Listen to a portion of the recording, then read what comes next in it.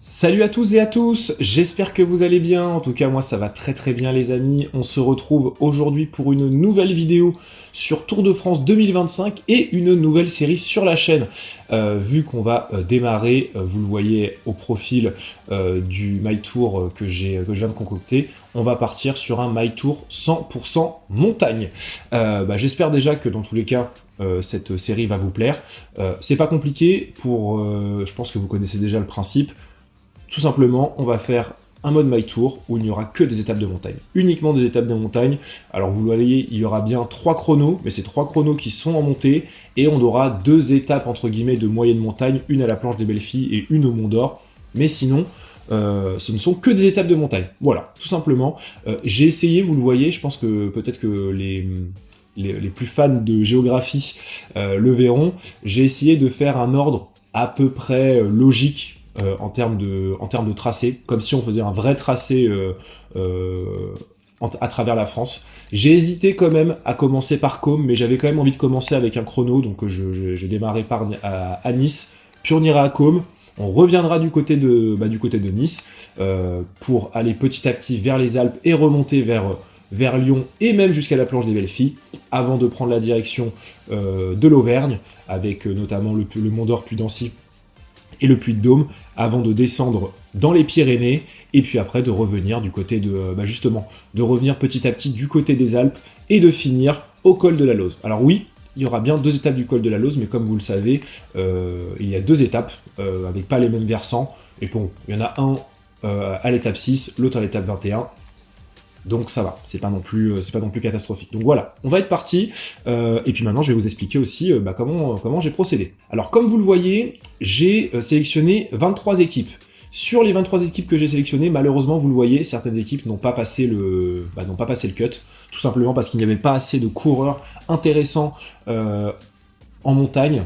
Malheureusement, mettre l'Alpecin juste il y avait qui, je crois que de mémoire, il y avait Van Der Poel, vous avez des Meurice, etc., qui peuvent être un peu intéressants, mais on va dire qu'on sent qu'il n'y a que de la pure montagne, ça me semble un petit peu too much. Donc voilà, il y a des équipes, notamment, vous voyez, hein, donc il y a l'Intermarché aussi, que j'ai enlevé, il y a la Première Tech, la Q36.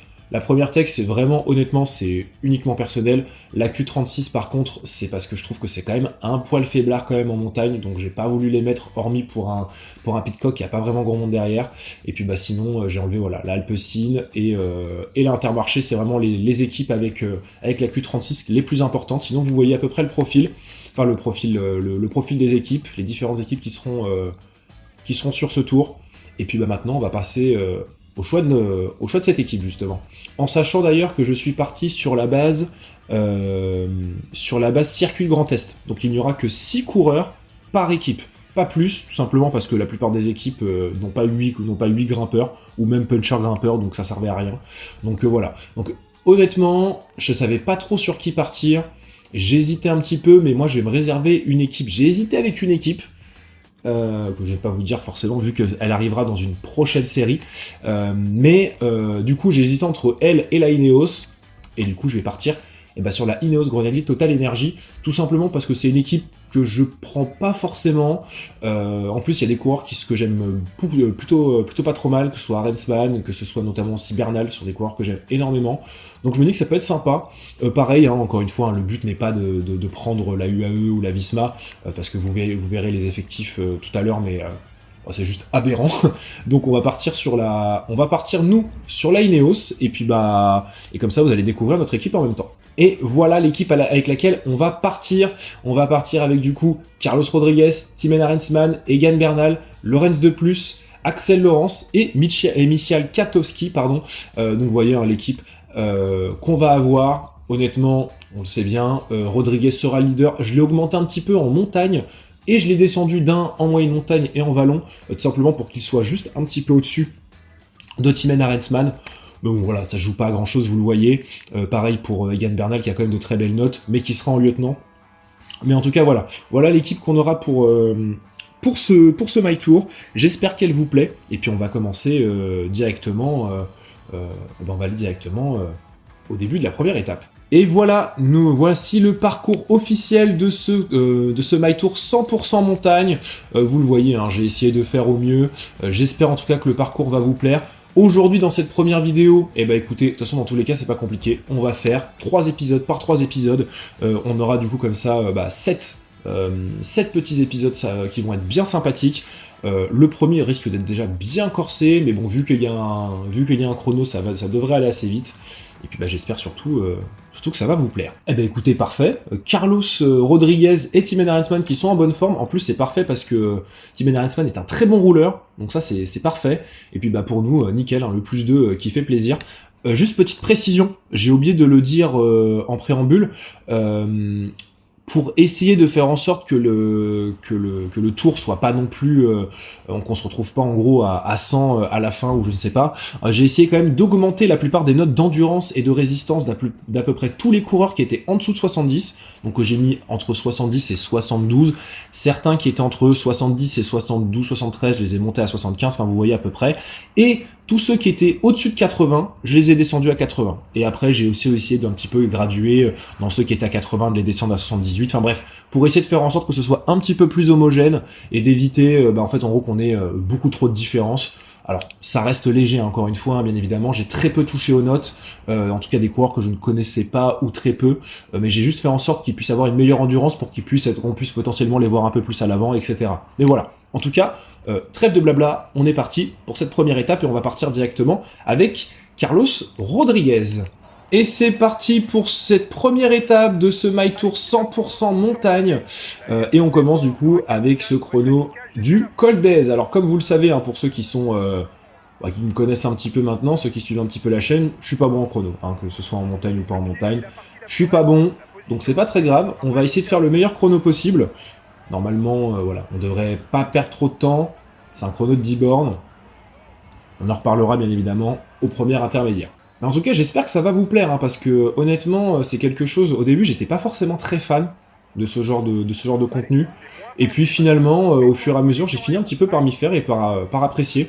Donc on est parti sur ce format, et vous avez dû voir aussi au tout début, je suis parti sur le kit Giro d'Italia parce que j'avais envie d'un peu de changement, et comme j'avais pas forcément envie de mettre... je garde pour la prochaine série justement le kit Critérium avec le maillot à pois, le maillot bleu à pois blanc, que je trouve magnifique. Mais bon, en tout cas pour ce My Tour, on sera avec le kit du Giro, et sinon pour le type pour les points de la montagne, etc., on est directement sur quelque chose de classique comme au Tour de France. Voilà, au moins comme ça vous êtes au courant. Et on va arriver au premier intermédiaire, et j'ai l'impression qu'on sera encore une fois pas en avance. Ah, quoique, ouais non, je pense qu'à mon avis on va être un poil en retard. Eh ben non, on va être devant. On est en 10-28, on est 6ème pour l'instant, et c'est pas mal franchement, on fait pour l'instant une très belle montée. Ouais, vous m'entendez au son de ma voix, je suis surpris, mais tant mieux. Hein, tant mieux.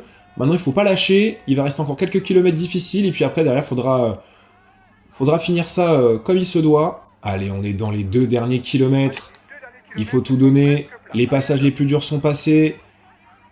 Il faut essayer de faire le meilleur temps. On est en +2, il faut profiter de ce +2. Dernier gros virage, je crois.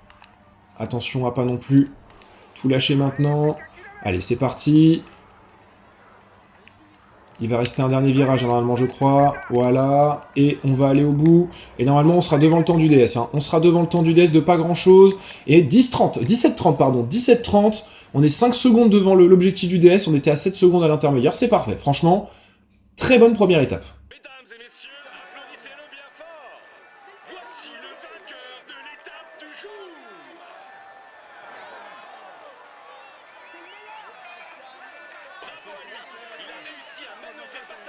Chercher cette victoire, il peut savourer cet instant. C'est bien les gars, on est à notre place. On visait un top 10 et vous avez fait le boulot. Je suis satisfait. On commence par de bons résultats. Il faut continuer comme ça. Et victoire de Remco Evenepoel devant Matteo Jorgensen et Jonas Vingegaard, Pogačar et Roglic, les deux Slovènes complètent le top 5. Paul Sexas en 6ème position, nous en 7ème position, Ayuso en 8ème. Vlasov en 9ème position, et Simon Yates qui complète ce top 10. Et bah écoutez, franchement pas trop mal pour un début, pour une première étape. Alors on a bien profité du pic de forme, vous voyez hein, justement Pogacar lui était en forme classique, donc bah, il a perdu un peu de temps, il n'est même pas sur le podium, et puis bah écoutez, très bonne première étape, on peut être content. Pas de changement forcément du coup logique au général. Remco sera maillot rose, Jorgensen sera maillot à pois, pardon, l'habitude, maillot bleu, donc maillot de meilleur grimpeur par procuration. Ce sera normalement Vingegaard qui sera en maillot violet, ou maillot, oui, c'est un maillot violet pour le classement par points, et ce sera Paul Sexas qui sera en blanc. Et on va partir pour cette deuxième étape, l'étape entre Côme et Côme. C'est normalement, alors si je dis pas de bêtises, normalement c'est l'étape championnat du monde haute montagne en gros. J'ai hésité en mettant le vrai parcours du Lombardia, mais je trouvais en fait que le parcours était peut-être un petit peu plus difficile. Donc bon, voilà, c'était un choix, ça change pas grand-chose, mais bon, on va partir tout de suite pour cette deuxième étape. Et ben vous savez quoi, bon c'est parfait, au moins notre ami Carlos est en bonne forme, c'est le plus important, j'ai envie de vous dire. Ah oui aussi, petite chose, j'y pense là en voyant ça, les notes de récupération. Pareil, c'est comme pour l'endurance, personne n'étant A+, tout le monde est en A, voilà. J'ai fait en sorte que tout le monde soit en A au maximum, pareil, dans un souci pour essayer de faire en sorte que ce soit un peu plus sympa, qu'il y ait un peu plus d'aléatoire. Et pareil, hein, j'ai pas mis de forme du jour, comme ça en fait au moins ça vous permet d'avoir des trucs en aléatoire, donc des fois on peut se taper des +2 et puis des fois des -2 comme Kwiatkowski. Donc voilà, honnêtement, comment on va la jouer aujourd'hui, ça va être tout va être derrière je pense Carlos, et si jamais ça arrive au sprint, peut-être qu'on la jouera avec Laurence, mais bon, vu qu'il est pas en bonne forme, j'ai quand même un doute sur le fait qu'il tienne, mais bon, on sait jamais. Et vous voyez, on est parti dans cette étape, il nous reste encore un peu plus de 170 km à parcourir, et vous pouvez le voir là sur la gauche, il y a un groupe de 6 qui est parti, et c'est déjà du très beau monde, Oscar Onley, Henrik Mas, Michael Storer, Kevin Vauquelin, Lennart Van den Velt et David Gaudu sont déjà à l'avant. Alors en plus, ce qui va être intéressant, c'est que, alors oui, l'équipe là de Remco contrôle, mais il y a quand même des personnes qui sont il y a quand même notamment Vauquelin qui est à moins de 40 secondes, donc attention, on va voir de toute façon comment ça se passe dans les derniers tours. Mais bon, vu la longueur de la course, ça m'étonnerait pas qu'on rattrape ses échappées malgré l'énorme temps.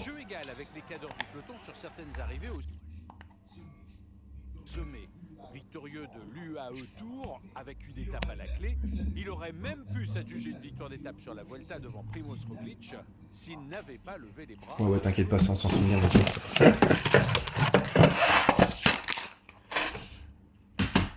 Je pense que lui aussi s'en souvient.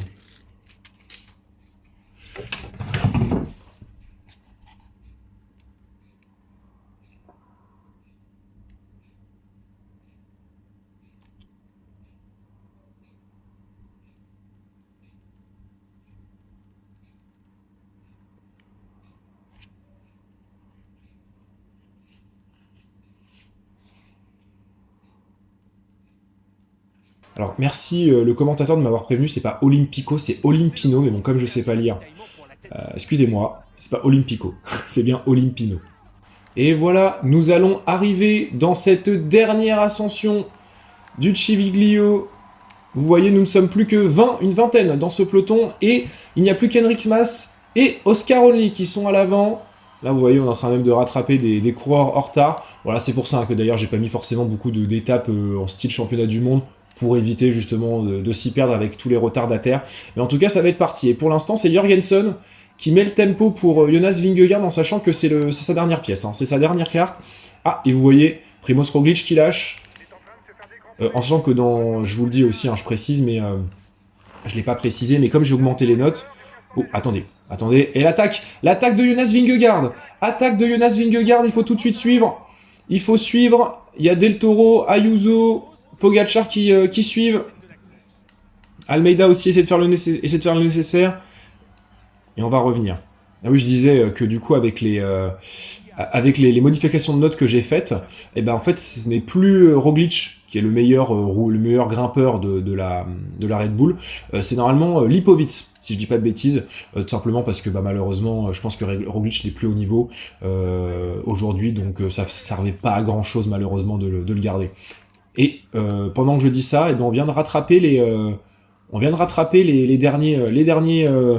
dernières échappées. Et maintenant, et vous voyez, hein, en plus on a perdu notre dernier coéquipier, là je crois qu'il reste quasiment plus que des... Il n'y a plus que des mecs tout seuls, et ben vous savez quoi? Et ben on va attaquer. On va attaquer avec Carlos Rodriguez à 1 km de l'arrivée. 1 km du sommet, pardon. Il va pas pouvoir tenir comme ça très longtemps. Jorgensen, il va bien finir par s'arrêter à un moment donné. Ah bah c'est Vingegaard qui est tout de suite dans notre roue. On n'est plus que 10. On n'est plus que 6. Il va falloir que j'essaie de mettre une attaque là sur le sommet. Allez, ça va être une petite attaque, mais il faut essayer d'en mettre une pour essayer de les distancer. Alors qu'on rattrape énormément de retardataires. Bah, de toute façon, toutes les équipes, voilà. Bonjour, toutes les équipes qui ne sont pas des équipes World Tour qui sont en dernier. Et on passe en tête. Et on a 16 secondes d'avance quand même, hein. 16 secondes d'avance. Ah, c'est vraiment pas mal. Attention, dans tous les cas, on sait très bien qu'on ne gagnera pas au sprint. Donc il faut tenter. Et ouais, logiquement, Oscar Only qui est passé en tête de tous les grimpeurs. Et il n'y a plus qu'à... Ah, ils ont encore des équipiers. Ah, ils ont encore des équipiers.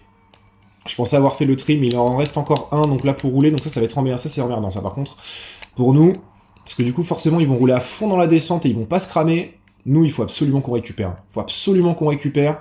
Dans tous les cas, malheureusement, on va forcément se faire rattraper. Hein. Ça, c'est logique. Eux, ils roulent à fond. Moi, je suis en train de récupérer. Mais en tout cas, déjà, au moins, on a écarté quelques personnes. Ah, vous voyez, même Lipovic s'est fait reprendre. Et personne roule. Ah si, il y a quand même... ouais, mais il roule pas avec un gros tempo. Hein. Il roule pas avec un gros tempo. Bah, vous savez quoi, nous, on a déjà fait notre effort. On va pas en faire plus que nécessaire. Il y a que Lipovic. Hein. Lipovic, le leader de son équipe, qui est déjà distancé. Ça, c'est dommage pour lui. Mais bon, écoutez, hein. Tant mieux pour nous. Là, pour l'instant, on est dans le top 8. Ah, dès qu'on va arriver, de toute façon, dans la montée, je vais mettre tout de suite une attaque. Hein. Je vais pas attendre les pourcentages les plus durs. Allez, on est parti. Ça monte tout de suite. Hop, première attaque. On va garder un petit peu d'énergie. Ah, forcément, ça va essayer de rouler. Hein. Ça va forcément essayer de rouler. Et maintenant, vous savez quoi? On va... Et ben voilà, on va attaquer en même temps que Vingegaard. Et vous savez quoi? On va essayer de continuer l'attaque jusqu'au bout pour essayer d'en distancer le maximum. Ben O'Connor qui n'a pas pu suivre. Tout comme Jorgensen et Almeida, on se retrouve maintenant plus qu'entre leaders. À 3 km de l'arrivée. Allez. Et là maintenant, il va falloir récupérer. Mais il faut aussi faire le trou là avec les autres. Essayer déjà de prendre un petit peu d'avance. Il faut surtout récupérer, là, on est à 2 km. 2 km de l'arrivée, il faut absolument récupérer du rouge, là, pour essayer de rouler au mieux, essayer de pouvoir faire une dernière belle attaque. Allez, on va les laisser rouler derrière. O'Connor est revenu. Allez, ça va être parti. Vingegaard qui lance. Nous, on est dans la route Pogacar. Allez, attention, l'attaque. Ah oui, ils ont plus d'énergie. Ils ont plus d'énergie, peut-être. Et c'est une victoire. Victoire de Carlos Rodriguez. Devant Remco Evenepoel, j'ai l'impression. Première victoire lors de cette première vidéo, au bout de la deuxième étape, ça fait plaisir. Eh ben écoutez, cette première grosse étape aura fait des dégâts. On s'est retrouvé à 6 avec je pense les 6 plus forts, les 6 favoris. Ah, on peut être content, on peut être fier de nous.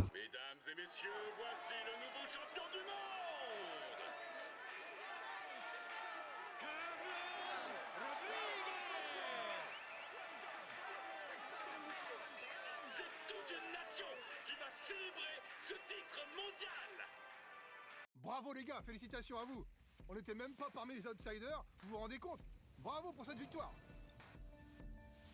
Eh bien écoutez, victoire de Carlos Rodriguez devant Remco Evenepoel et Tadej Pogacar. Vingegaard prend la 4e place et Carapaz est 5e devant Ben O'Connor et Joao Almeida. Jorgensen 8e, Prodhomme 9e et Lipovic prend cette 10e place. Alors bizarre d'ailleurs, je ne vois pas Félix Gall. Est-ce que Ah mais Félix Gall en fait c'est laissé décrocher. D'accord, eh ben Félix Gall ne sera pas leader en fait. Bah, c'est un peu bizarre parce qu'il a à peu près les mêmes notes que O'Connor. soit. Et d'ailleurs, en revoyant le sprint, attitude mais incompréhensible de Vingegaard qui s'arrête à peu près 200 mètres avec Remco et Poggi dans sa roue. Eh ben écoute, on en a profité pour déboîter et remporter cette première étape. Pas de hors-délai, pas d'abandon, tant mieux. Et puis bah, vous voyez, au classement général, Remco est toujours premier devant Vingegaard et Pogacar. Nous, on remonte à la 4e place. O'Connor est 5e à 15 petites secondes de nous. Et puis bah écoutez, derrière, vous voyez, hein, je pense que le top 10, ça va être à peu près ça, grosso modo. On verra bien après forcément avec les tactiques et aussi les bonnes formes, parce que là vous voyez Pogacar il avait vraiment choisi son jour pour être en mauvaise forme, et Vingegaard pas forcément, parce que là sur une étape comme ça, avoir un pic de forme c'est pas forcément nécessaire, c'est pas assez dur pour faire des différences en tout cas entre les leaders. En tout cas, ça fait plaisir. Première victoire. Le maillot, le maillot bleu, ce sera pour Oscar Only. Le Cyclamen est toujours pour Evenepoel et il sera porté par procuration par Jorgenson. Le maillot blanc, eh ben, écoutez, ce sera nous. Nous, on aura le maillot blanc par procuration. Et puis voilà, c'est à peu près tout. Et nous sommes sur la dernière étape de cette vidéo, l'étape entre Vence et Peira-Cava. 154 km avec plusieurs belles petites montées. C'est pas l'étape la plus dure, mais bon, au moins vu l'étape précédente, il fallait pas non plus abuser. Donc on va être tout de suite parti pour cette dernière étape. Et ben écoutez, 21 personnes ont pris l'échappée, du beau monde. Vous avez les mêmes qu'hier, plus des personnes qui ont vraiment pris un tir. Donc bah écoutez, ça va être sympa. Moi j'ai mis Kwiatkowski à l'avant, il va pas relayer et il va juste essayer de faire les points de la montagne. Et bien écoutez, vous voyez où on en est arrivé. On est à un peu plus de 30 km de l'arrivée. L'échappée a toujours 3 minutes d'avance. Honnêtement, il y a des fortes chances que ça aille au bout. Vous voyez, parce qu'on est plus que 45 dans ce peloton. Nous, j'ai fait relever Axel Laurence et notre ami Lorenz de Plus. Aucun intérêt, ils étaient en 0 et moins 1, ils n'allaient pas nous aider énormément. Et on va arriver juste à l'instant dans le col de la Porte, 7,1 km à 6,9% de pente moyenne. Ça va être c'est l'avant-dernière difficulté. Donc il va falloir rester concentré, rester à l'avant surtout, parce que c'est pas non plus très très long. Et je vous ai pas montré ce qui s'est passé avant, tout simplement parce que il y avait beaucoup de monde, c'était pas très intéressant. Je crois que Kwiatkowski est passé premier, je crois, au premier et deuxième catégorie. Sinon, le reste, ça a été pris par Skelmose et Only. Mais vous avez rien loupé. Rien loupé de particulier. Et vous voyez, je suis passé sur Kwiatkowski parce que pourquoi pas, hein, sur un malentendu, on peut peut-être aller chercher des points. C'est pas le sommet le plus difficile. Gégat, laisse-moi tranquille. Ça va falloir vraiment qu'ils arrivent à régler ça un jour. Avec les bugs aussi là de bloc. Allez, c'est parti, on est à 400 mètres. Allez, je pense qu'on doit être le plus rapide. Hein. On est le plus rapide. Il faut qu'on accélère et on va passer. On va passer en tête. On n'est plus que 3. Dans cette échappée, il y a encore Gall, etc. là, qui sont encore pas très loin. Mais en tout cas, on a pris les points. Et on va repasser tout de suite sur Carlos Rodriguez. Hein. La question maintenant qu'on va se poser, c'est de savoir, est-ce que après la descente, est-ce qu'on aura suffisamment rattrapé dans la descente pour pouvoir potentiellement se jouer la gagne? J'ai quand même un doute, honnêtement, j'ai quand même un doute. Mais bon, on sait jamais. Dans tous les cas, nous, on va pas rouler, on va pas mettre le moindre coup de pédale, en sachant qu'on a quand même toujours un collègue à l'avant. Pour l'instant, on va pas le faire rouler, aucun intérêt. Nous, le but, c'était de prendre des points et de prendre potentiellement une première échappée. Et on verra bien, et on va se retrouver tout de suite en bas de la descente pour voir ce que ça donne. Oui, d'ailleurs, j'ai oublié de vous dire les équipes, enfin en tout cas la composition des équipes, j'ai oublié de vous la montrer, mais en gros, dites-vous que pour la plupart des équipes, j'ai essayé de prendre les meilleurs grimpeurs. Donc j'ai pris déjà les notes, enfin en tout cas les notes générales les plus hautes, et j'en ai profité aussi pour prendre ceux qui ont les plus hautes notes montagne, enfin les notes montagnes les plus hautes, pardon, et en même temps de prendre des fois quand ça se joue à pas grand chose, à 1 ou 2 points, de prendre celui qui avait le plus de général. Voilà. Donc autant vous dire que la UAE et la Visma, la UAE c'est vraiment violent. Hein. De se dire que même le sixième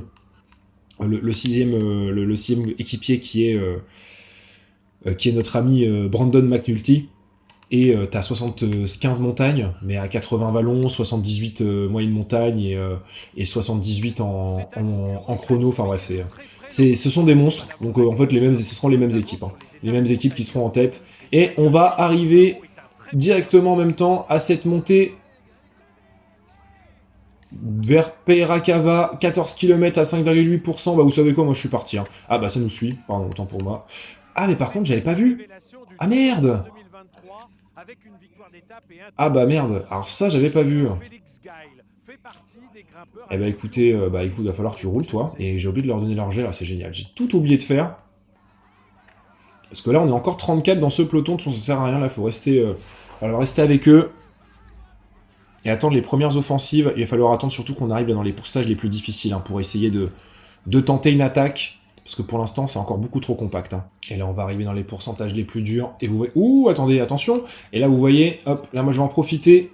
Je vais tout de suite essayer de mettre une accélération. Ah bah non, j'allais dire, j'ai essayé de mettre une accélération.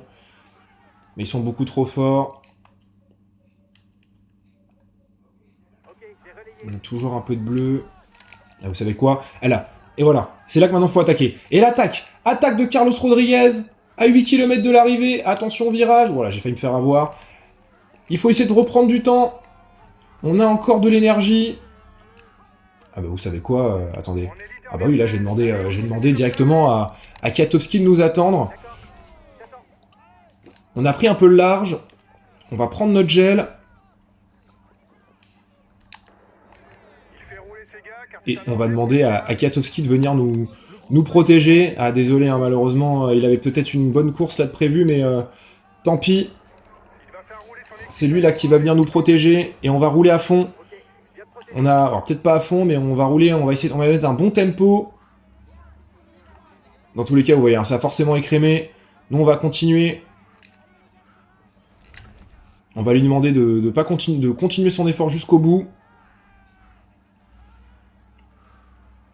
Et vous voyez, hein, ça a craqué petit à petit. Hansman aussi, c'est terminé. Jorgensen, c'est terminé. Il n'y a plus que des favoris. Ils nous ont rattrapés, mais c'est pas grave. Là, parce qu'on a réussi à faire craquer tous les leaders. Et nous, là, on a quelqu'un avec nous. Donc là, vous savez quoi? Nous, on va, là, avant, jusqu'au bout, on va essayer de mettre une énorme accélération. Juste avant les pourcentages plus simples. Et Pogacar qui lâche. Pogacar qui a lâché, là, dans le virage. Attention, est-ce que c'est juste à cause des blocs ou pas? Mais en tout cas, vous savez quoi, nous? C'est le moment. On va attaquer. Allez, là, voilà. Kwiatkowski qui nous lance sur le côté, faut pas nous gêner. Et on va être parti, allez, l'attaque. L'attaque, là, dans les derniers mètres, les pourcentages les plus durs. Et on a lâché tout le monde. On a lâché tout le monde. Alors par contre, si tu roules, là, je vais te tuer. Hein. Ah, je vais te tuer, ne roule pas. Mais il est fou. Et nous, on a rattrapé la tête de la course. On a rattrapé un autre Rodriguez, mais c'est pas le même. Ah, il va pas tenir, hein. C'est dommage qu'il va pas tenir Kwiatkowski, parce que franchement, je pense que s'il nous attendait pas, il avait quasiment course gagnée, et Pogacar et Evenepoel qui ont lâché, hein. Pogacar et Evenepoel qui ont lâché. Ah, c'est fini pour Michael Kwiatkowski. Merci pour les travaux. Et là maintenant, il n'y a plus que Pogacar et Evenepoel, hein. Et ouais, dans les favoris, ils ont tous craqué, hein. Ils sont tous à plus d'une minute, hein. On a fait un sacré carnage quand même, hein. Et il nous reste 2,5 km à tenir. Je sais pas si avec cette barre bleue on va tenir, mais en tout cas, moi j'y vais à fond. J'y vais à fond. On a mis en difficulté le maillot jaune. Le maillot rose, pardon. Et il y a quand même... ouais, ils vont quand même nous revenir dessus. Ils vont quand même nous revenir dessus, mais c'est pas grave. Ah, dommage. Ouais, on n'a pas le choix. On va devoir les laisser sûrement partir dans ce dernier kilomètre, mais c'est pas grave, franchement, on aura fait une belle étape. Mais on ne gagnera pas aujourd'hui. Ça va se jouer entre les deux monstres. Ah, vous savez quoi, moi je vais éviter de tomber en fringale tout de suite, je vais attendre un petit peu tranquillement. Et c'est pas grave quitte à perdre du temps. Et ce sera une victoire de Jonas Vingegaard. Et c'est logique. Et c'est lui qui va revêtir le maillot rose. Et nous là, voilà, dans les derniers mètres, on va mettre ce qui nous reste pour finir 3ème. Très belle étape là de Carlos Rodriguez. On finit même devant Remco Evenepoel. Ah, on a voulu forcer jusqu'au bout. Est-ce que c'était la solution la plus facile? Je ne pense pas, on aurait pu attendre encore un peu, mais bon, j'avais envie d'attaquer, j'avais envie de tenter. Ça a failli passer, mais en tout cas, on finit sur le podium, on n'est pas très loin de nos concurrents. On finit à une trentaine de secondes, c'est rattrapable. Il a su déjouer tous les pièges pour s'imposer aujourd'hui. Voici le vainqueur de l'étape du jour. Jonas Vingegaard. Bravo à lui, il a réussi à manœuvrer parfaitement pour aller chercher cette victoire. Il peut savourer cet instant. Voilà, bravo les gars. C'est un beau podium aujourd'hui. N'attendez pas à une telle performance sur cette étape. Encore bravo. Eh bien écoutez, victoire de Jonas Vingegaard devant Tadej Pogacar et devant Carlos Rodriguez. Remco Evenepoel fait 4ème, Jordan Jegat, très jolie 5ème place en partant bien sûr dans les échappées. Vous avez Rodriguez de l'Arkea qui est 6ème, Richard Carapaz en 7ème position, Michal Kwiatkowski qui fait 8ème, pareil en étant dans l'échappée, O'Connor 9ème et Simon Yates en 10ème position. Franchement, on a fait une très belle étape, on n'était même pas en pic de forme. On avait une bonne forme, et même l'étape de Vingegaard, alors qu'il est en forme classique, très très propre. Il va revêtir le maillot rose logiquement. Et nous, pour une petite seconde, on n'est pas devant Remco Evenepoel, dommage.